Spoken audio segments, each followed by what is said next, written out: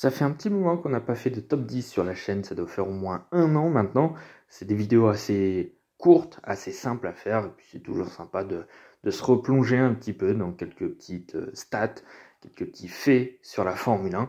Ça va être le cas aujourd'hui. Top 10 du plus grand nombre de grands prix avec le même line-up, les deux mêmes pilotes qui sont tous les deux coéquipiers pour le plus grand nombre de grands prix. Bref, n'oubliez pas de liker, partager, commenter et surtout vous abonner à la chaîne, c'est très important. On est parti. Et en numéro 10, on retrouve un duo actuel puisque c'est Max Verstappen et Sergio Pérez qui sont coéquipiers depuis 2021 chez Red Bull. On connaît ce duo puisqu'il existe encore en 2024. À la fin de la saison 2020, Alexander Albon, avec des manques de résultats, est remplacé par le Mexicain qui est beaucoup plus expérimenté. Il a commencé la Formule 1 en 2011 quand même avec quelques podiums dans des équipes de milieu de peloton, donc c'est quand même plutôt pas mal. Max Verstappen, lui, est dans l'équipe depuis 2016, donc ça fait déjà un paquet de temps. C'est le grand leader de cette équipe. Depuis le Grand Prix de Bahreïn 2021, on compte 72 Grands Prix avec le Grand Prix de Miami qui s'est déroulé hier. 53 victoires. Alors je tourne la vidéo avant le Grand Prix de Miami, donc je ne compte pas s'il y a une victoire hier. 88 podiums, là aussi je compte pas les podiums de Miami s'il y en a eu. 38 pole positions, là je compte celle de Miami, c'est un peu compliqué. 3 titres pilotes et 2 titres constructeurs, les 3 titres de Verstappen entre 2021 et 2023, probablement un quatrième en 2024, 2 titres constructeurs en 2022 et 2023 pour Red Bull, probablement là encore un autre en 2024.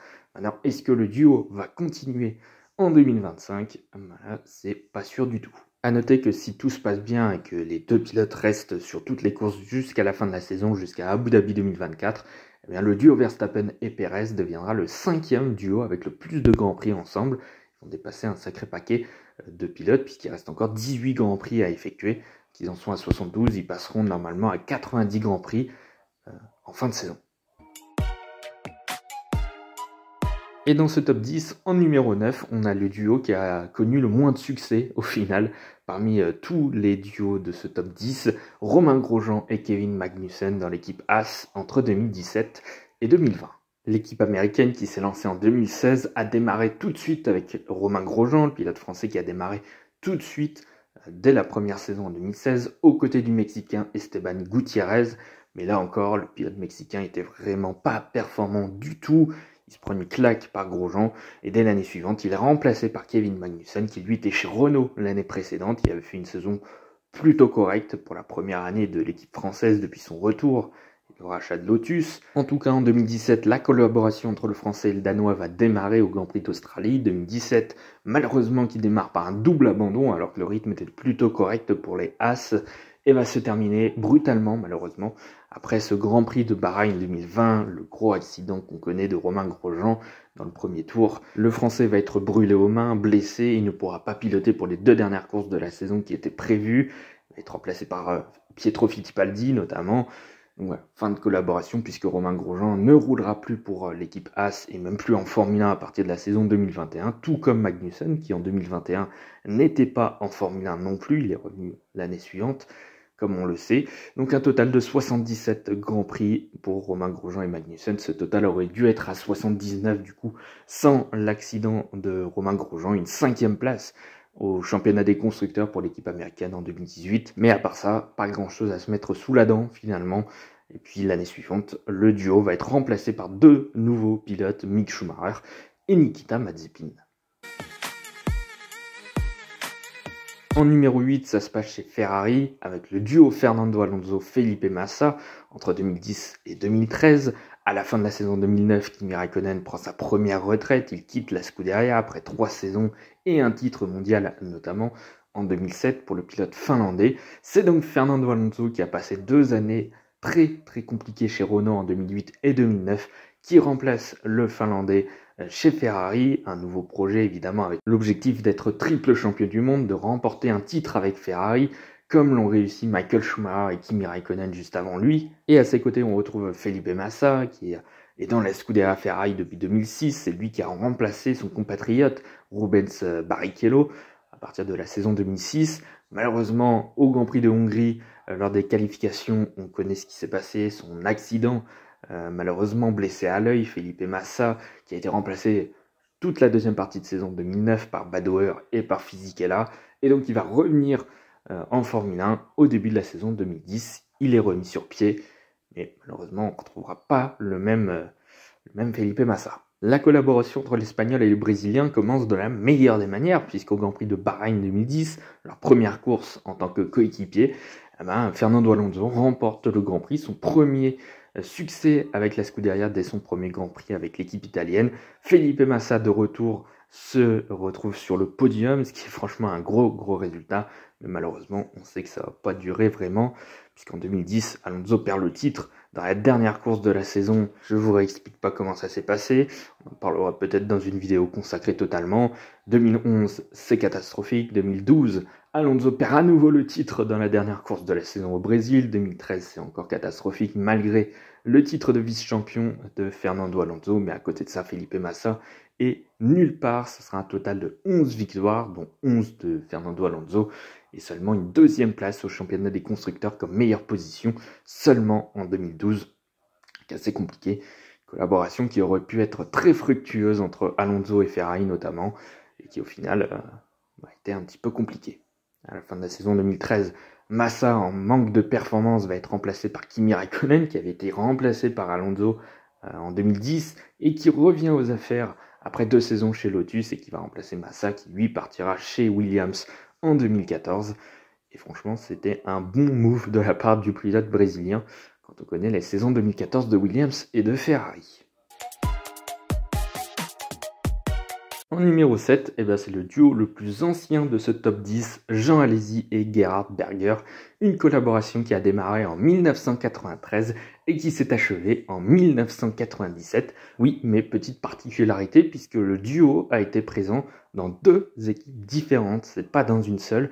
Ils ont démarré leur collaboration chez Ferrari en 1993. Le pilote français Jean Alesi était présent dans l'équipe depuis 1991, il avait été notamment le coéquipier d'Alain Prost lors de sa première saison chez les Rouges. Alain Prost qui avait été remplacé ensuite par Ivan Capelli la saison suivante en 92, mais ça avait été catastrophique. Et donc pour la saison 93, la Scuderia, qui a désormais comme directeur d'équipe Jean Todt, va donc prendre Gerhard Berger, pilote d'expérience, qui était chez McLaren, coéquipier d'Ayrton Senna, dans l'une des meilleures voitures du plateau à ce moment-là. Donc grand pilote d'expérience, qui connaît en plus la Scuderia Ferrari, puisqu'il était déjà pilote pour les Rouges entre 87 et 89. Donc voilà, du duo Alesi-Berger, c'est quand même assez solide sur le papier. Malheureusement, la performance de la voiture n'était pas forcément au rendez-vous. Seulement 2 petites victoires pour la Scuderia Ferrari entre 1993 et 1995, avant de remplacer Jean Alesi et Gerhard Berger par Michael Schumacher et Eddie Irvine, avec tout le succès qu'on connaît avec le pilote allemand et la Scuderia Ferrari ensuite. Sauf que le duo Alesi-Berger, il va pas être séparé, puisque le même duo va se retrouver dès l'année suivante dans l'équipe Benetton pour remplacer justement Michael Schumacher, qui était parti de l'équipe italienne pour rejoindre les Rouges, et Johnny Herbert qui quitte lui Benetton pour rejoindre Stewart, l'équipe de Jackie Stewart. Et donc on retrouve Alesi et Berger chez Benetton en 1996 dans l'équipe championne du monde en titre. Malheureusement, tout le monde est parti avec Michael Schumacher, donc c'est clairement plus la même équipe. Et là encore, c'est encore compliqué. Une collaboration de 2 ans en 96 et 97 avec une seule petite victoire de Gerhard Berger. Malheureusement, le pilote autrichien prendra sa retraite et ne courra plus en Formule 1 à l'issue du Grand Prix d'Europe 1997. Un total donc de 77 Grands Prix entre Jean Alesi et Gerhard Berger en tant qu'équipier, avec quelques Grands Prix qui manquent, puisque Berger a raté 3 Grands Prix en 97, Alesi en a manqué 2 en 94. Ça aurait pu faire 5 Grands Prix en plus, il serait monté de quelques positions dans le top 10. Mais enfin bref, voilà, un duo qui avait été vraiment solide. C'est quand même un duo d'expérience quand même, mais malheureusement qui n'ont jamais eu réellement la bonne voiture pour performer. Et c'est vraiment dommage, puisque quand on sait que la Ferrari avait été performante dès l'année suivante, que la Benetton était performante juste avant, dommage. En numéro 6, on retrouve un duo un peu plus récent, beaucoup plus récent même, le duo Lewis Hamilton-Nico Rosberg, un total de 78 Grands Prix en Formule 1 entre 2013 et 2016. À la fin de la saison 2012, c'est le grand champion, le septuple champion du monde Michael Schumacher qui prend définitivement sa retraite après sa première fin 2006. reprend sa retraite en 2012, mais cette fois-ci, il ne roulera plus en Formule 1. Et donc, l'Allemand va être remplacé par Lewis Hamilton, venu de chez McLaren, le champion du monde 2008, qui épaulera Nico Rosberg, qui lui fait partie du projet Mercedes depuis le début, depuis le rachat de Mercedes de Brown à la fin de la saison 2009. Rosberg qui fait partie de l'équipe depuis 2010. Une première saison un petit peu délicate pour Mercedes, mais ensuite avec l'ère hybride, on sait ce qui s'est passé, Mercedes a complètement dominé. Donc avec le duo Lewis Hamilton et Nico Rosberg, c'est un total de 54 victoires, 105 podiums en 78 Grands Prix. C'est quand même impressionnant. Et donc 3 titres pilotes, 2 pour Hamilton et 1 pour Nico Rosberg en 2016, et 3 titres constructeurs évidemment. À la fin de la saison 2016, contre toute attente, Nico Rosberg prend sa retraite alors qu'il avait un contrat pour 2017 et sera donc remplacé par Valtteri Bottas dès l'année suivante. Hamilton lui reste évidemment dans l'équipe. En numéro 5, on retrouve Kimi Räikkönen et Sebastian Vettel à peu près à la même période, puisqu'entre 2015 et 2018, un total de 79 Grands Prix entre le Finlandais et l'Allemand. À la fin de la saison 2014, Fernando Alonso claque la porte à la Scuderia Ferrari. Après une saison catastrophique, Räikkönen, lui qui faisait son retour dans l'équipe italienne la saison précédente, avait vécu un calvaire, mais il reste dans l'équipe malgré tout en 2015. Vettel, lui qui avait vécu un calvaire chez Red Bull en 2014 après avoir remporté 4 titres mondiaux, prend le pari de remporter un 5e titre mondial avec Ferrari cette fois-ci, réussir ce qu'a pas réussi à faire Fernando Alonso, et refaire ce qu'a réussi à faire Michael Schumacher avant lui, son idole. Malheureusement pour lui aussi, ça ne l'a jamais fait, il n'a jamais remporté de 5e titre mondial malheureusement pour Sebastian Vettel, malgré des bonnes saisons en 2015 notamment, et puis 2017, 2018. Bon là on sait, l'Allemand était tellement proche d'aller remporter un 5e titre, mais bon, tout a été foiré malheureusement à cause de l'équipe, à cause aussi du pilote qui a quand même fait pas mal de boulettes. À côté de ça, Räikkönen, il a été plus le second pilote qui était là pour assurer des résultats plus qu'autre chose.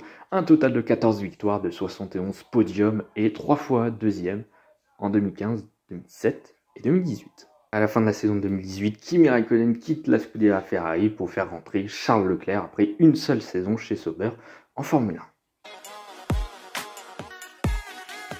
1. En numéro 4, Sebastian Vettel, encore lui, et Mark Webber chez Red Bull entre 2009 et 2013. Un duo à nouveau avec beaucoup de succès. C'est un total de 94 Grands Prix entre l'Allemand et l'Australien, 47 victoires, 101 podiums, 57 pole positions, et évidemment les 4 titres pilotes et constructeurs de Red Bull et de Sebastian Vettel entre 2010 et 2013. Beaucoup de succès pour l'équipe, un petit peu moins pour Mark Webber qui a été plus le second couteau de l'équipe Red Bull. À la fin de la saison 2008, David Coulthard prend sa retraite et donc est remplacé par Sebastian Vettel qui a fait une saison exceptionnelle dans l'écurie Sir Toro Rosso en 2008 avec notamment sa victoire exceptionnelle au Grand Prix d'Italie en partant de la pole position. Mark Webber, lui, est dans l'équipe déjà depuis 2007, donc il avait déjà 2 saisons d'expérience dans l'équipe autrichienne. C'est pas pour ça qu'il était le leader de l'équipe, puisque dès la saison 2009, Vettel était devant. Il est tout de suite devenu le leader de l'équipe Red Bull, avec tout le succès qu'on connaît donc entre 2010 et 2013. À la fin de la saison 2013, Mark Webber prend sa retraite et il va être remplacé par Daniel Ricciardo en 2014.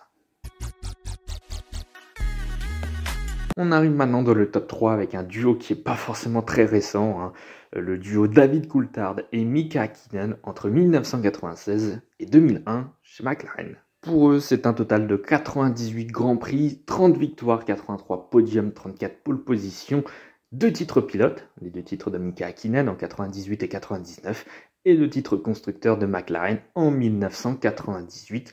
Un duo qui a vraiment été très solide, on connaît tout le talent de Mika Häkkinen.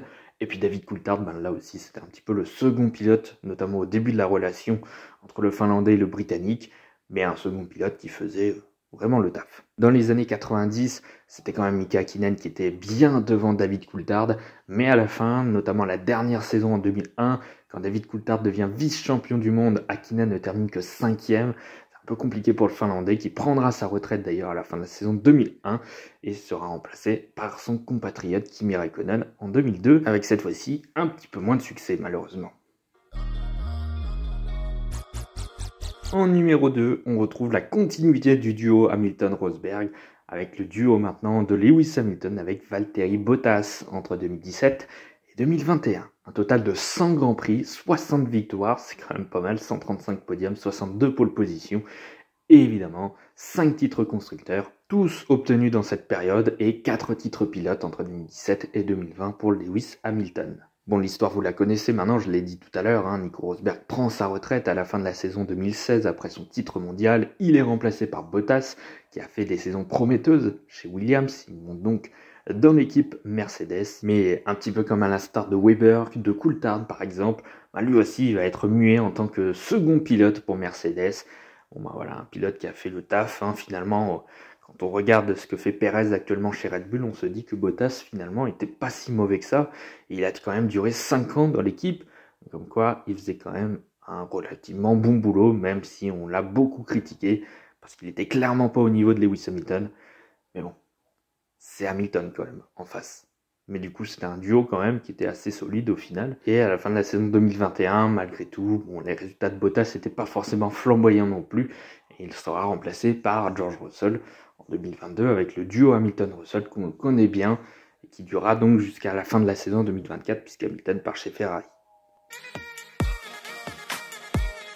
Et enfin, en numéro 1, le duo qui a tenu le plus longtemps, c'est chez Ferrari, avec Michael Schumacher et Rubens Barrichello, 102 Grands Prix, donc à 2 Grands Prix près, 58 victoires, 126 podiums, 52 pole positions, et là aussi, 5 titres pilotes, 5 titres constructeurs, entre 2000 et 2004, une dernière saison en 2005 qui a été beaucoup plus compliquée, le duo qui a tenu entre le Grand Prix d'Australie 2000 avec un doublé, le premier Grand Prix entre l'Allemand et le Brésilien s'est terminé par un doublé, au moment de la domination de Ferrari à ce moment-là, et s'est achevé à la fin du Grand Prix de Chine 2005. Malheureusement, là, les Ferrari étaient en bien moins bon état, c'est beaucoup plus compliqué. On peut le dire quand même, c'est l'un des duos les plus mythiques de la Formule 1, j'ai envie de dire. Tout le monde se rappelle de ce duo Schumacher-Barrichello. Je ne sais pas si on se rappellera du duo Hamilton-Bottas, qui pourtant compte plus de succès au final que le duo Schumacher-Barrichello, mais voilà, on s'en souvient tous de ce duo dans les années 2000 chez Ferrari. À la fin de la saison 2005, Rubens Barrichello va être remplacé par son compatriote et jeune pilote prometteur Felipe Massa. Pour 2006, Barrichello qui lui partira chez Honda. Bon, pas avec beaucoup de succès. On le reverra aux avant-postes plus chez Brown en 2009, un petit peu plus loin. Et Michael Schumacher lui prendra sa retraite en 2006, comme on le sait. Voilà, c'est la fin de cette vidéo, petite vidéo assez simple au final. Nous, on se retrouve dans quelques jours pour la prochaine vidéo. À bientôt.